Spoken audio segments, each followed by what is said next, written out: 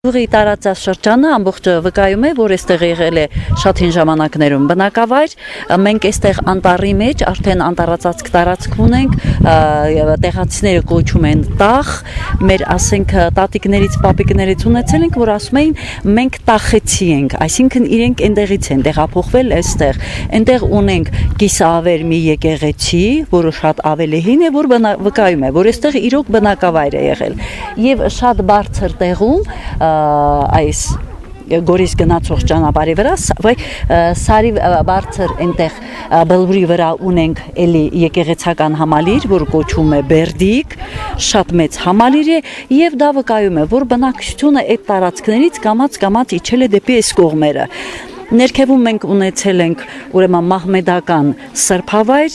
այս վերջին տարիները դա քանդեցին, դա վկայում է, որ ասենք այս տարածքներում երևի իրենք են ապրել, որ դա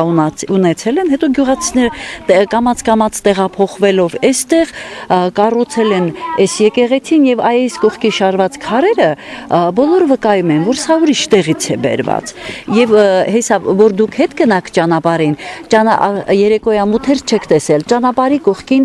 կան գերեզմանակարեր, մահարձաններ, որ այնտեղ շինարարական աշխատանքների ժամանակ ասենք հայտնաբերել են, դրել են ճանապարհի կողքին։ Սա մի անգամ եւս վկայում է, որ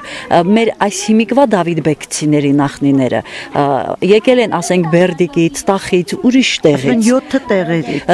Հա, տարբեր տեղերից հավաքվել են այստեղ։ Հնարավոր չէ, ասենք Դավիթ Բեկում այս եկեղեցին 19-րդ դարի է, 1890-ական թվականների։ Հնարավոր չէ, որ ասենք Դավիթ Բեկում բնակչությունը այդ ժամանակներից լինի։ Ուրեմն տարբեր տեղերից հավաքվելով, բնակվելով, կամաց շատացել են, երևի հարմար են գտել, ով որտեղից եկել է, ասենք իրենց այդ համապատասխան տեղի, այս մահարձանները, սրբատաշ քարերը, այն խաչքարը տեսնում եք դռան մոտ դրված, դա բերել են ուրեմն այդ տախի եկեղեցու բակից, այնտեղից են բերել։ Դե խորհրդային ժամանակներում այս եկեղեցին եղել է պահեստ տնտեսության, անկախությունից հետո արդեն երբ որ լրիվ այդ խղճի դավանանքի ազատությունը սկսեց իրագործվել մեր երկրում, այդ գյուղի տանիքն էլ վերանորոգեցին, այստեղ ուրեմն հանգանակություն հավաքեցին գյուղացիներից, այն վերևի տանիքի վրա այդ կղմինդրները որ շարված են, ասենք տներ են եղել, որ իրենց բակերում պահպանված է եղել հին ժամանակներից, հավաքեցին, վերանորոգեցին եւ ժողովուրդը օգտվում էր այստեղից։ Հետո ասենք մեր բարերար Միրիկ Մնացականյանը կառուցեց այս մատուռը